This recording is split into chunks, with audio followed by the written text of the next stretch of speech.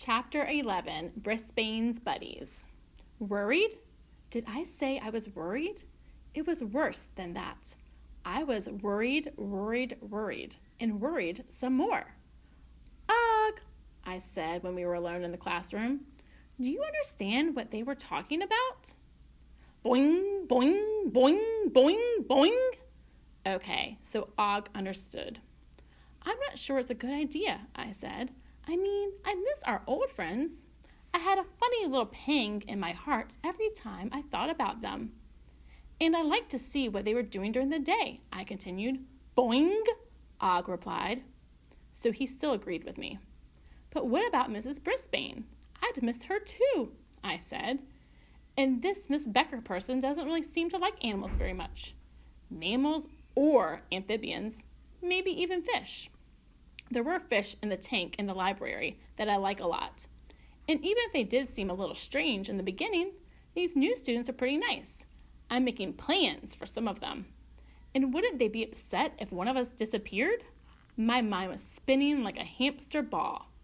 And don't forget, Mrs. Brisbane said she can't imagine teaching without us. She needs us, Og. Boing, Og said, taking an impressive and splashy dive into the water side of his tank. So she's got to say no, I ended. Doesn't she? Richie called me and told me his goofy idea, Aldo said as he dusted the tables that night. Imagine, moving one of you to room 18. It's a bad idea. I told him that. The tables bounced up and down as he gave them a brisk dusting. I thought you're right, Aldo, I squeaked, but it would be nice to see Richie every day. If Miss Becker wants a classroom pet, she should get her own, he said. There are other hamsters and frogs looking for homes. I suddenly thought back to my early days at Pet-O-Rama, and of the hamsters, guinea pigs, mice, rats, and chinchillas, all hoping to find nice homes. I never saw any frogs there. I guess the amphibians were in another section. You're so right, Aldo! I shouted, climbing to the top of my cage. Tell Richie that! Surprisingly, Aldo stopped and chuckled. Still, those kids just love you and Og, he said. I guess I can't blame them for trying. I couldn't blame them for trying either. Once Aldo had left for the night, I could hear Og gently floating in his tank, making the slightest possible splashing sounds. My mind was still racing. I worried about the new kids in room 26 and all their problems. Didn't they need both Og and me to help them? I worried about Mrs. Brisbane, and who was not selfish. She was just telling the truth. She needed us to help her. I worried about something else too. Even though we were different species, even though I was warm-blooded and he was cold-blooded, even though I had fur and he didn't, I wouldn't miss Og if we got separated. I crossed my toes, hoping that he'd miss me too. I felt restless and uneasy, so I decided to take a little stroll down to room 18 to find out what my old friends were doing in class. Last time I left in a hurry when there was the thunderstorm. Og was unusually quiet, just in case he was sleeping, which I'm never sure about. I opened the lock that doesn't lock very gently and managed to slide down the table leg without making a sound. Then I darted across the floor, slid under the door, and made a right turn. When I got to room 20, I made a left turn, and there it was, room 18. Once I was inside, I got a funny feeling in my tummy. There were nice decorations on the walls, and it was tidy and neat. It just didn't feel like home. I suppose if all my old friends like Kirk and AJ were sitting in the chairs, it would have felt more familiar. The problem was it was unsqueakably quiet. No splashing, no twinging, no one to talk to at night. I wasn't even sure there was room for a cage or a tank on the table by the window. I slid under the door and back into the hallway, making a right turn at room 20. As I scurried past the other classrooms, I realized that if Og and I were separated, I could still come visit him at night. I'd be able to tell him all about the problems in Miss Becker's classroom, but all I find out about what was going on in room 26 would be usual boing As I approached room 26, I heard a very, very, very loud noise. Screech!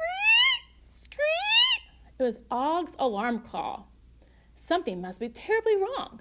I slid under the door so hard I zoomed halfway across the classroom. Squeak! Squeak! I'm here, Og. What's wrong? I asked. Og was suddenly silent, and I knew what was wrong. I'd been so quiet when I left room 26 that when Og realized I was gone, he didn't know what had happened to me. Sorry, Augie, I just went down to room 18 to check it out, I explained. I reached the table and looked up at the blinds cord hanging down.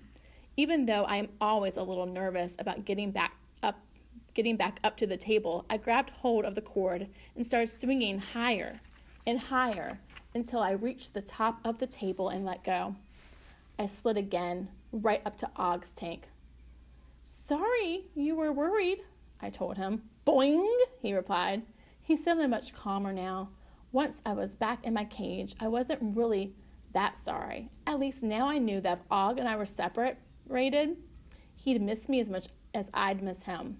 I carefully slid my notebook out from behind the mirror and wrote what I felt in my heart. Autumn, oh autumn, bringing changes every day.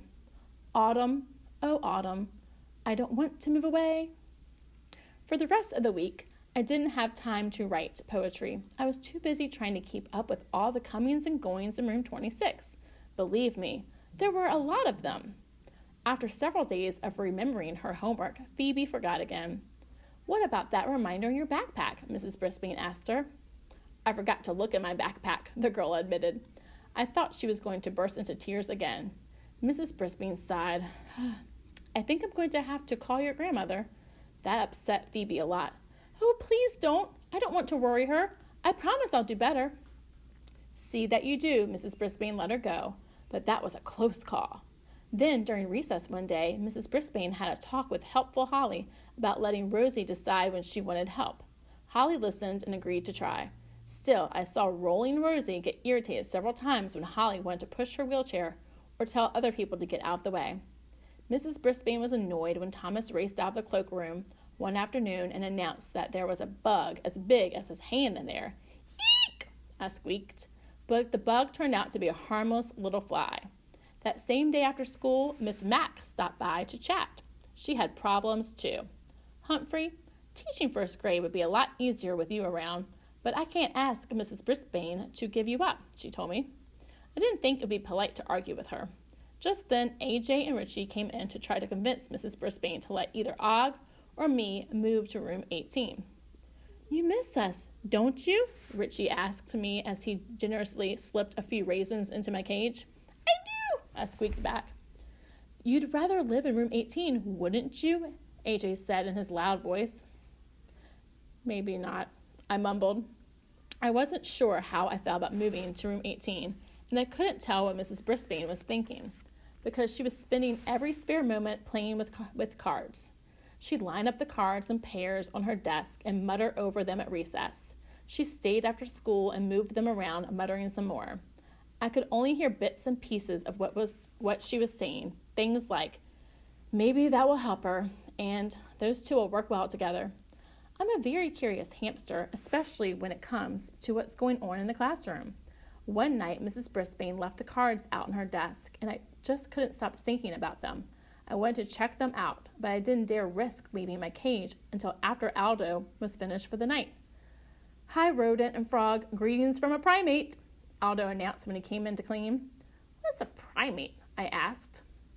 Aldo pulled out a cloth and started dusting the student tables. Primates are the group of mammals that humans belong to. Rodents are the group of mammals hamsters belong to. I guess you already know Og is a frog, he explained. There are so many kinds of frogs, they have a whole group all to themselves. I was shocked to find out there were more frogs than hamsters in the world. Imagine that. Aldo began to dust the teacher's desk. No, I squeaked. Mrs. Brisbane had worked so hard arranging those cards. Whoops, Aldo said. Mrs. Brisbane's in the middle of something here. He looked at the cards more closely. Looks like she's got something planned here. Brisbane's buddies. Brisbane's buddies? I've never heard of that before. Aldo left the cards alone and mopped the floors. When he was finished, he stopped to eat his supper and talk to us. I told Maria that I'm lucky I get to clean Mrs. Brisbane's room, he said as he munched on a sandwich. Maria was Aldo's wife and a special friend of mine. I get a lot of good ideas about teaching just from seeing what she's doing, he added. Aldo gave me a small piece of carrot and dropped a few froggy food sticks into Og's tank before he left. He was a thoughtful friend. Once Og and I were alone again, I couldn't stop thinking about these cards. Brisbane's buddies, I said. Og, do you have any idea what that's about? Og splashed lazily in the water. He obviously didn't have an idea. Now I can finally find out for myself, I said. I flung open the door to my cage and scurried to the edge of the table and slid down the cord hanging from the blinds. Getting to Mrs. Brisbane's desk was easy. Getting on Mrs. Brisbane's desk was very, very, very difficult. In fact, it would have been completely impossible, except for those little bars between the chair legs. I think they're called rungs, but don't ask me why. However, climbing the chair that way meant reaching up as high as I could, grabbing hold and then pulling myself up, rung by rung, with all my might. I'm strong because I get so much exercise. Then bouncing on the top rung, I had to reach up high again, pull myself up, and slide onto the seat of the chair. After stopping to catch my breath, I reached up one more time, pulled myself up to the arm of the chair, and rested again. Luckily, Mrs. Brisbane always pushes her chair under the desk, so from the arm of the chair, it wasn't too difficult to pull myself up onto the desktop. Although I was eager to get to the cards, I couldn't help noticing Rockin' Aki's hamster ball. I took a closer look. I'd really only seen Aki up close when he was moving. Now he was completely still. He actually didn't look much like a hamster at all. His fur wasn't shiny and golden like mine, and his eyes were lifeless pieces of plastic. I felt a little sorry for him. I decided to concentrate on the cards. One big card said Mrs. Brisbane's buddies, and the rest were laid out in pairs. Each card had one student's name on it. Above each pair was a label that said something different. It looks like some kind of game. Og? I squeaked to my friend. I'll try to figure it out. I strolled up and down the rows of cards, reading the labels. Teacher's assistants, door and line monitors, homework collectors. They're classroom jobs, Og, I squeaked. Mrs. Brisbane is pairing up 2 people for each job so they'll have to work together. Isn't that a good idea? Boing, boing, Og twanged. Bulletin board designers? Oh, and listen to this. Animal handlers, I told him. Boing, boing, boing, Og replied, splashing loudly in his tank. Now that I understood what Brisbane's buddies were, I started reading the names she had paired together. Paul G. and Kelsey, Thomas and Phoebe, Holly and Rosie. I suddenly stopped. Mrs. Brisbane had worked hard and done a good job, but I had a few ideas of my own. Since part of my job as a classroom hamster is to help the teacher, I decided it would be okay for me to lend her a paw. She needed all the help she could get. I'm just going to make a few teeny-weeny changes. Og, I explained to my friend as I carefully started moving toward the cards. At this time, backpackers, please go to guidance. Backpackers, please go to guidance. What may seem like a little card to a human is actually a huge card to a small hamster, so it took a lot of time and effort to move them and line them up. I was thinking so hard about what I was doing, I forgot about a key until I accidentally backed into his hamster ball. I guess I hit the switch because lights began to flash, and the ball started to loop and twirl around the desk. Rockin' a key, rock and roll rules, the ball spun wildly. Stop it, a key, I squeaked. Then I remembered he wasn't real. The ball twirled across the cards, which slowed it down. Bumpity bump bump. A key had seemed like a lot of fun when it was daytime, and all my friends were there. But now his hamster ball was rocking and rolling out of control. Twice it spun dangerously near the edge of the table.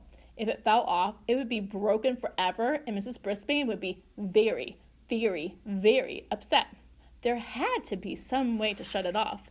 I could see the little on-off button as it spun across the desk, but every time I was close to it, the ball rolled away from me. Then I spotted some pencils lying nearby. I quickly slid one pencil on either side of the ball to keep it from rolling.